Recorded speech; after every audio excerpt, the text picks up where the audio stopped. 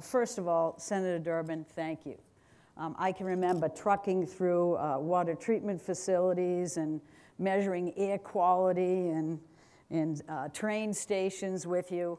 I don't know what you were doing that, but I hope you're doing something more productive now. But it was great, and Congressman Quigley, I know I think you already had to scoot. Thank you so much, not just for the introduction, but seeing such a sane, clear person to talk about what's going on with the Russia investigation. Thank you for your tremendous leadership.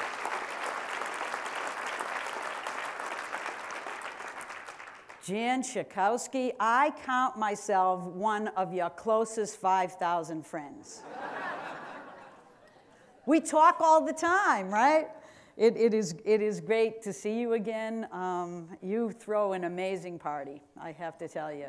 And you are a force to be reckoned with. And I love to see your face and know that there are strong women like you that have been elected to national offices in this country. And I expect lots more, lots more. It is truly great to be here back in Chicago, along the shores of Lake Michigan, our beautiful Great Lakes. Thank you to our Canadian colleagues for protecting that with us. And I also have to say that every time I say the word Great Lakes, I think of Cam Davis. That's C-A-M-D-A-V-I-S. Where are you, Cam? Cam is actually running as a write-in candidate for the commissioner of the Metropolitan Water Reclamation District. Cam, good luck. I'm for you. You know that we need some strong leadership. And Cam was a terrific addition to my little team at EPA, and he really helped us manage the interagency process around the Great Lakes, and he did a wonderful job. So I understand your commitment, Cam, and I'm excited about it. Look, I think, first of all, I just want to thank you all for your public service and for the courage of wanting to be a public servant today. It is a very difficult time. I can't imagine what it's like every day going to DC. But I do know what it's like being here with Howard and his team. It's a wonderful opportunity to celebrate a 25th anniversary of an organization that's done some wonderful things. Because there's nothing better than to bring voices to people who would otherwise not have their needs heard. To really represent a region in a way that people get the flavor of what your values are and can't simply make individual decisions as if they were cookie cutter. You have a vision for your world, and Howard and his team help bring that to life. And they help raise issues of what are the innovative technologies that are going to help us continue to move forward, and in fact, in many ways, leapfrog forward. And what better place to be than Chicago? I have to say, it feels a little bit like Boston, only a little bit on steroids, but I like it. It's a great place to be, and I'm glad to be here. And Howard, the biggest congratulations, I think, goes to you for actually hiring Janet McCabe. I don't know how you did it.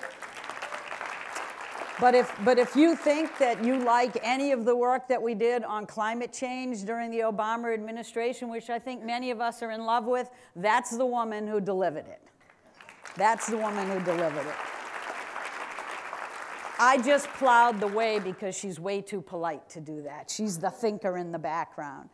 And I have to say that we need the best and the brightest now because we do live in very uncertain times.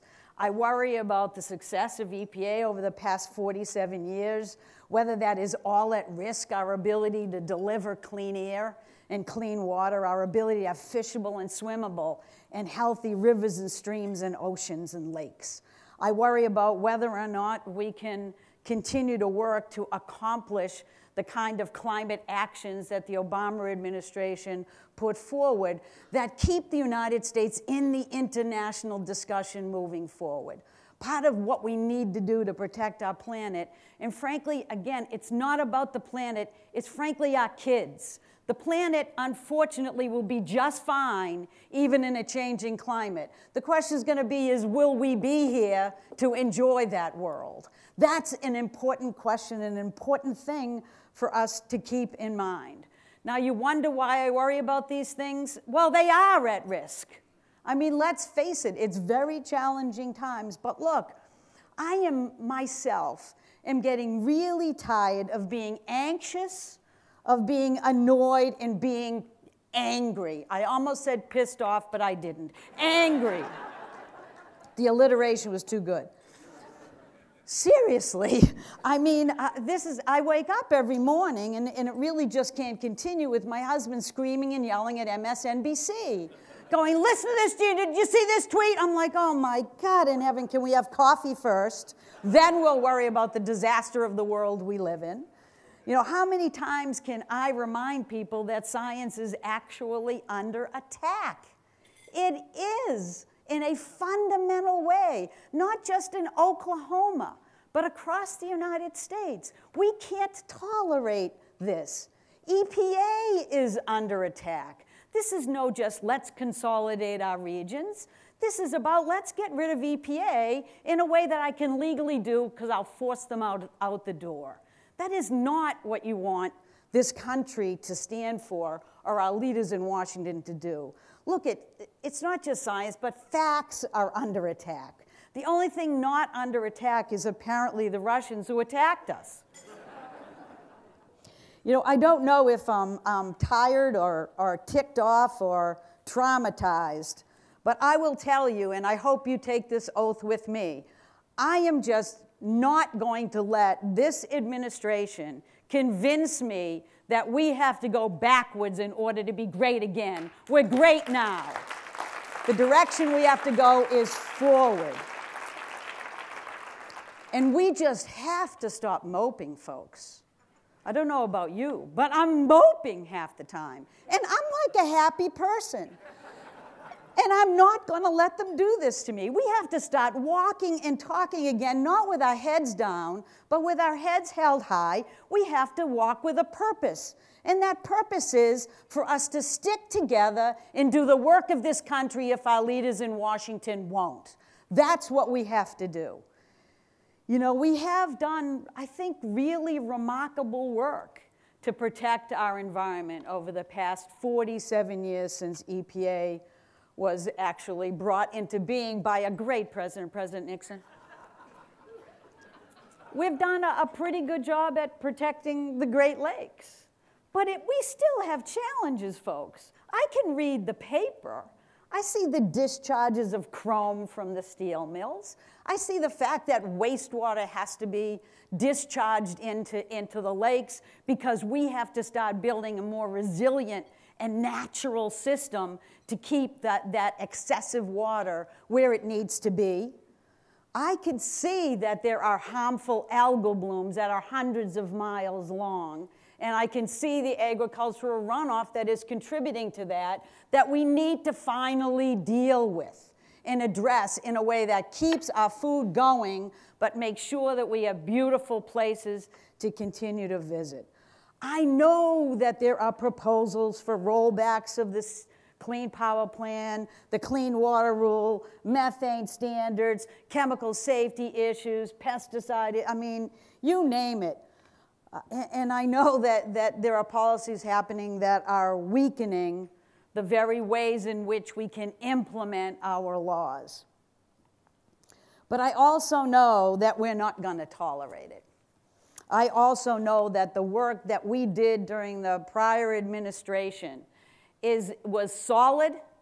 It was based on science. It was based on the law. We did outreach unlike any administration prior to because we knew who we worked for. We worked for the people in every community across the United States. We didn't just work for a special interest.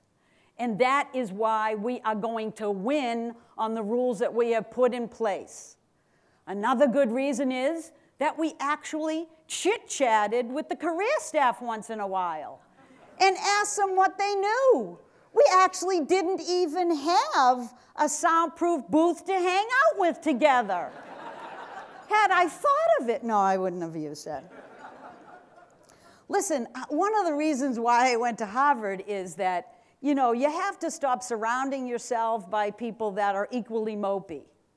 I mean, I would encourage you to go to a high school or a college and look at those students. Look at what we have to look forward to. They are bright. They are precocious. They are so dedicated to social justice that it brings me back to the 60s again. And while that was difficult times, boy, was it inspirational. Didn't people stand up and tell this country's leaders what for? Didn't we change everything? Why in God's name aren't we thinking about the same thing today? Because that's what we need. That's what we owe to those children. And I know as well as Senator Durbin and everybody else knows, when you want to change something in a democracy, it's really hard. We did a lot of hard work to make sure that we address the pollution problems today, and we did it in a way that was reasonable, rational, lawful, based on facts. You don't undo those without the same kind of a lift, and they don't have it. They wish they did, but you can't get it in a soundproof booth that holds 3 people. You got to go out to the United States of America and find out what people's values are. So we can, I think, stop moping. And we have to, because we have to, bottom line, start being proud of what this country stands for. We have to look forward, and we have to drive it. Look, I know that everybody's worried, but look at the reality, folks. The Clean Power Plan was a great rule. I think it will stick. But I don't need it to tell me what kind of energy people in the United States of America are buying. I can actually look at the market. Clean energy is happening. Whether or not you tack on tariffs on solar, you're going to sell solar because it's cheaper even with it. We know that people care about the same issues that we value. And when you have a market moving an issue, and it's moving it in a direction where my planet is safer, and my public health is protected, and my kids' future is brighter, isn't that the way the United States of America is going to head, no matter who tries to put roadblocks in its way? So you can dwell about the Clean Power Plan, but if you just open your eyes and go outside and say, whoa, look at how far we have come. Look at the way the world is heading. It is downright remarkable. And look at what cities and states are doing. Sure, the federal government has taken a hike for a while, but guess what? Most of the great things that happen in the environment have started at the local level. I mean, be serious. Does the federal government ever have a new idea that hasn't been tested 22 times for 22 states in every region of the country, and then they miraculously have a great idea? This is how it happens. Cities are stepping up. States are stepping up. They are setting themselves some significant goals. What we have to make sure is that they're held accountable to those goals, and we have to support them in achieving it. We have to be out there talking about what's worked and what hasn't worked, providing support to mayors, moving cities forward. And we have to look to the private sector as well, and I actually think we can. Because for the first time, I am seeing the private sector not just look at shareholder results, but instead they're looking at how they can be part of the social fabric of this country. They know that what's happening in Washington is not provide them greater surety. It's throwing everything up in the air. What is a business supposed to do? Well, they're supposed to stand on their own, and that's what they're doing now. You don't have big investors like BlackRock toss a bomb like they did and say, okay, I'm not going to just look at whether your shareholder performance is good. I'm going to look at whether you value the community you live in, the employees you have, the products that you produce. Are they good products? This is what companies are starting to look at. And once that happens, then the investment will follow, and we will have the technologies to make a leap forward. So while you're worried that we're losing ground, and I worry about it too, I think we're actually creating the fertile ground for the next big leap forward, and we are going to drive it because we have to. And I'm perfectly fine with that. We did it before, we'll do it again. All we have to do is go back and brush off those tie-dyed shirts, bring out those bell bottoms. I am at Harvard to tell the scientists that it would be really nice if they spoke English once in a while instead of science, so that nobody can deny the challenge of climate change. You know, one of the big things I told them in a commencement address, which is why I think they kept me around, was I told them, you know, it's very nice to have all the scientists sit around and say it's very likely that anthropogenic emissions are a significant factor in climate change. But to the rest of us, that sounds like a crapshoot. Okay, I threw the dice. Yeah, it is. I threw the dice. Well, it's not. Oh, come on, baby. This is what you have to say. Climate change is real. Man-made emissions are causing it, which is why women need to rule the world. That's it. Right, Jan? Right, Jan. So look, it is challenging times for sure. But we do have people in Washington, like the ones that are sitting here today, and they do what my dad always told me to do. They fight the good fight every single day. And we are blessed to have them. We do have folks like ELPC who are fighting for those who can't fight for themselves, providing them the information and the voice they need to keep America great. Right? That's what it's all about. So I will leave you with just one little message, and that is that what my dad always told me when I whined, now is the time to pull up your big girl pants, your big boy pants, or your gender neutral pants, and get moving. Now is the time. Thank you very much.